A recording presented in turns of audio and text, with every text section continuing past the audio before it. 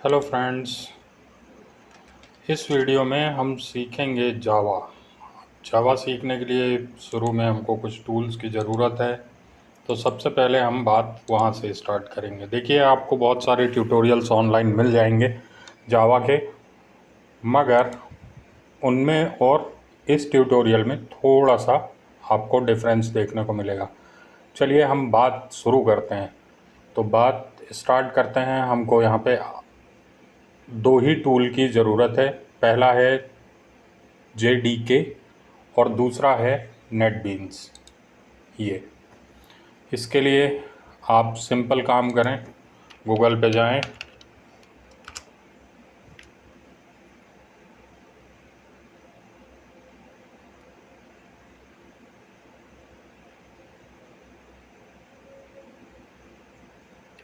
Google में हम search करेंगे नेटबीन्स।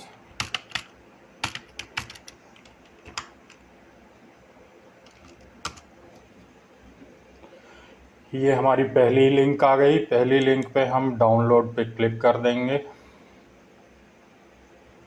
डाउनलोड पे क्लिक करने के बाद आपको ये एक नया पेज दिखाई देगा। इसमें अगर आप विंडोज़ सिस्टम यूज़ कर रहे हैं तो आपके लिए वाला ये वाला सेटअप आपके लिए एप्रोप्रिएट रहेगा। आप इसे डाउनलोड कर लें। इसके अलावा आपको दूसरा सॉफ्टवेयर चाहिए JDK। जैसा मैंने पहले बार में सर्च किया वैसे ही आपको यहाँ भी सर्च करना है। सर्च करने के बाद आपको JDK का ये ओरेकल का प्लेटफॉर्म मिल जाएगा। आपको सिंपल इस डाउनलोड पे क्लिक करके यहाँ तक आ जाना है। इसके बाद आपको विंडोज़ पे क्लिक करना है।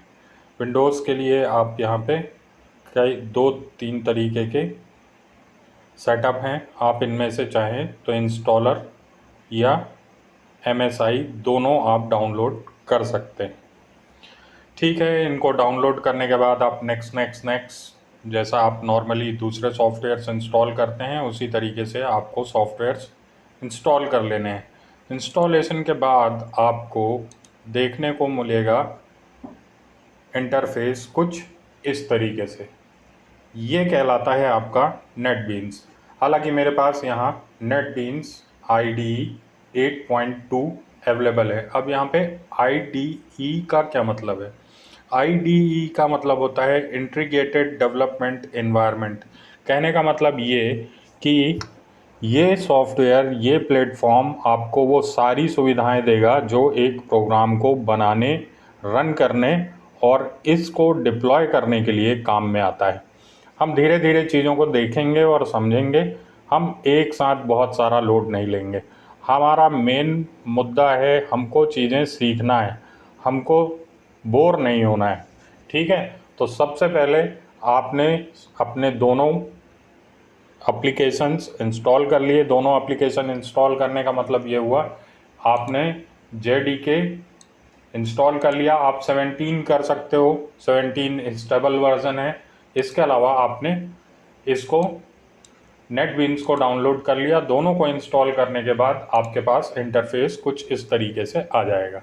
अब अगर मेरे पास ये इंटरफेस आ गया तो अब मुझे करना क्या है?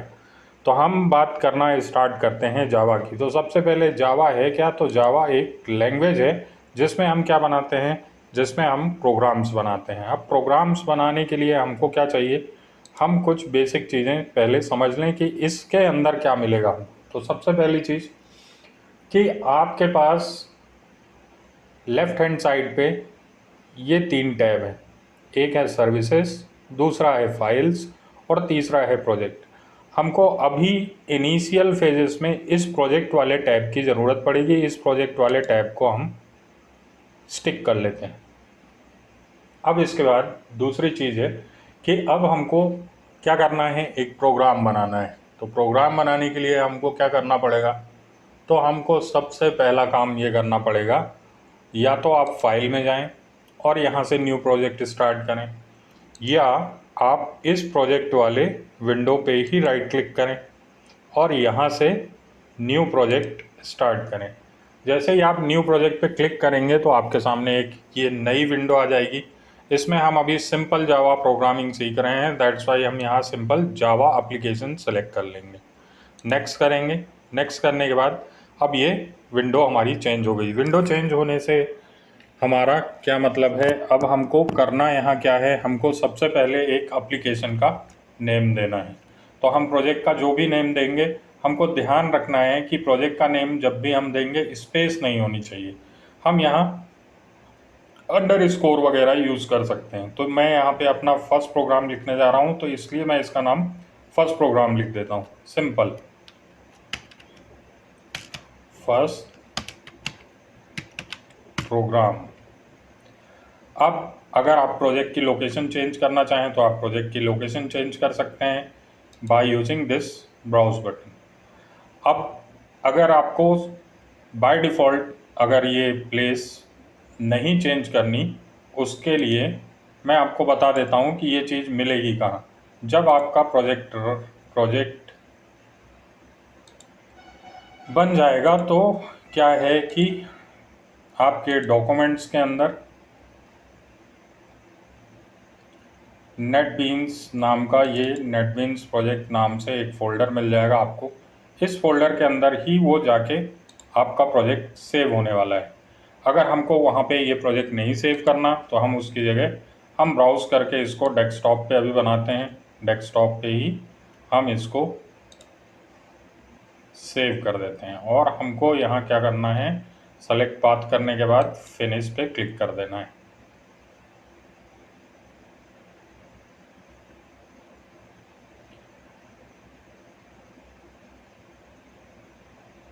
ठीक है।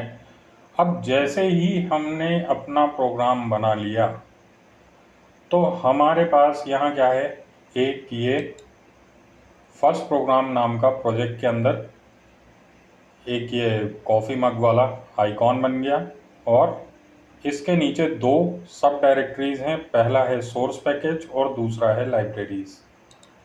लाइब्रेरीज़ में जा रहे हैं तो ये हमको दिखा रहा है JDK 1.8। That means JDK 1.8 by default उसने क्या कर लिया, उसने अपने क्लास पाथ में सेट कर लिया। ये सारी बातें, क्लास पाथ सेट करना, ये सारी बातें हम करेंगे, मगर स्लोली करेंगे जब आपको चीज़ें समझ में आना चालू हो जाएंगी। अभी तो हम जस्ट एक एनवायरनमेंट सेटअप कर रहे हैं ताकि हम बेसिक प्रोग्रामिंग सीख सकें। दूसरे एंड पे अब आप यहाँ पे देखेंगे, जब सोर्स पैकेज पे आ जाएंगे तब आपको क्या मिलेगा, यहाँ फर्स्ट प्रोग्राम नाम से अपन ने एक फ़ोल्डर बनाया था। वो फोल्डर के अंदर भी एक फर्स्ट प्रोग्राम नाम से और दूसरा फोल्डर है। इसके अंदर जाएंगे, वहाँ एक फर्स्ट प्रोग्राम नाम से क्या है, फर्स्ट प्रोग्राम डॉट जावा नाम से एक फ़ाइल क्रिएटेड है। अब हम यही चीज़ देखने चलते हैं अपने डेस्कटॉप पे। तो यहाँ हमारा एक फर्स्ट प्रोग्राम नाम का फ़ोल्डर बन गया। इस फोल्डर के अंदर चलते हैं। ये देखिए, यहाँ है SRC फर्स्ट प्रोग्राम और ये रहा मेरा first program dot Java. SRC जिस फोल्डर पे लिखा हुआ है इसका मतलब वहाँ पर क्या है, सोर्स कोड है। NV प्रोजेक्ट के अंदर आपको इसकी कॉन्फ़िगरेशन फाइल्स मिल जाएंगी और भी। उसके अलावा यहाँ दो फाइल और है, build.xml और manifest.mf। इन सभी का यूज़ हम धीरे धीरे सीखेंगे। मैंने आपको पहले ही बताया, यहाँ मैं आपको बेसिक, इस वीडियो में बहुत ही बेसिक प्रोग्राम बता रहा हूँ। तो सबसे पहले हम बात कर लेते हैं SRC की। SRC में सेम स्ट्रक्चर वही है जो हमने स्ट्रक्चर यहाँ देखा हुआ है। ठीक है।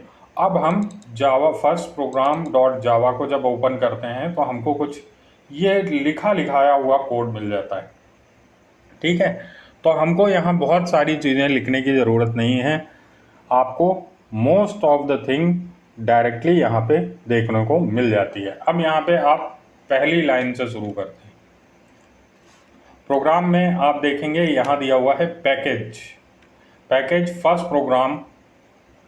तो आप देखें यहाँ फर्स्ट प्रोग्राम कैसे लिखा हुआ है, सिंपल स्मॉल लेटर्स में लिखा हुआ है जैसा यहाँ लिखा हुआ है। तो इट मीन्स सोर्स फोल्डर के अंदर जितनी भी डायरेक्टरीज और सब डायरेक्टरीज होंगी वो सारी की सारी क्या कहलाएंगी, पैकेजेस कहलाएंगी। अब इन पैकेजेस में होता क्या है, मैंने जैसा ही कहा सोर्स फोल्डर के अंदर, इट मीन्स सोर्स ही होगा इन पैकेजेस के अंदर। अब इसके बाद हम बात करते हैं प्रोग्राम स्टार्ट कहाँ से होता है। तो हम यहाँ नीचे आ जाते हैं, यहाँ से हम देखते हैं publish class program first program. अब पब्लिक क्लास फर्स्ट प्रोग्राम यहाँ पे लिखा हुआ है और फिर इसके बाद एक स्टेटमेंट दिया हुआ है public static wide main string bracket arguments. तो कहने का मतलब ये है यहाँ जो इनपुट आएगा वो हमारा किस तरीके का इनपुट होगा, वो इनपुट आर्ग्यूमेंट किस तरीके के होंगे, एक अरे के फॉर्म में हो सकते हैं, मीन्स मल्टीपल हमारे पास क्या हो सकते हैं, आर्ग्यूमेंट्स हो सकते हैं। ये आर्ग्यूमेंट्स कमांड लाइन भी हो सकते हैं और बाय प्रोग्राम भी हो सकते हैं। ठीक है, अब हम इसमें प्रोग्राम लिखेंगे कैसे, तो लिखने के लिए आप ये देखें, ये आपको पहला ब्रैकेट और इस ब्रैकेट के बीच में ही हमको अभी शुरुआत में यही प्रोग्राम लिखना है।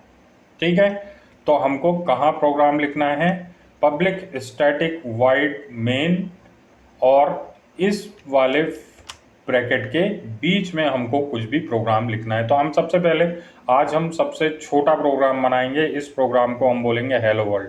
तो हमको यहाँ क्या करना पड़ेगा, हमको यहाँ कुछ तो करना पड़ेगा हेलो वर्ल्ड के लिए। तो हम यहाँ लिखेंगे सिस्टम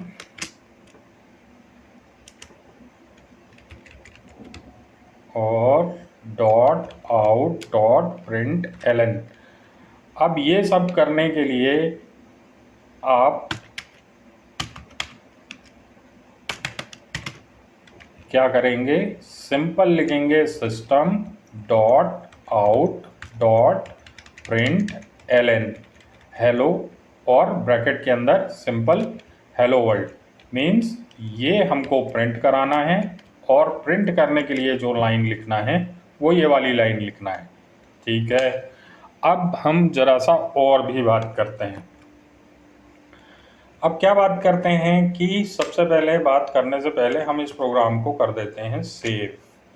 सेव करने के बाद इस प्रोग्राम को हम करेंगे रन, और ये हमने रन कर दिया। रन करने के लिए या तो ये वाला बटन है जहां मैंने अभी क्लिक किया, अदरवाइज F5 बटन भी आप प्रेस कर सकते हैं।